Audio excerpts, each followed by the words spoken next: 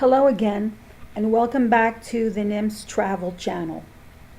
Today, we will be discussing High Threat Security Overseas SeminaR Training, or HTSOS training. Effective January 1st of 2018, all of Mission Mexico and Africa are HTSOS mandatory. This means that any federal employee traveling to one of these countries must certify on their electronic country clearance that they have completed this training. From the NIMS conference and group travel site, if you click on the Foreign Travel tab, which is this page, and you hover down towards the middle of the page, we have complete information pertaining to HTSOS and FACT training. The High Threat Security Overseas SeminaR training is mandatory for any federal employees traveling overseas for a period of 45 days or less. For federal employees traveling to one of the countries for greater than 45 days, they must complete the FACT training, which is also known as the Foreign Affairs Counter Threat training, prior to their arrival at post. So from this page, if you click on this link here, it gives you a complete and comprehensive list of all countries and their implementation dates. If you click on this link, it'll take you to this document, which lists all countries, the visa requirements, as well as when the HTSOS or FACT training goes into effect.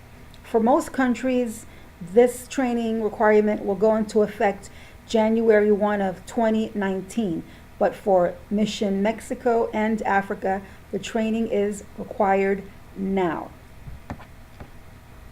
From the NIMS conference and group travel site, from the foreign page tab, if you scroll down towards the bottom of the page, we have information on how you can sign up to take this class. The HTOS training is done virtually. There is an $80 registration fee.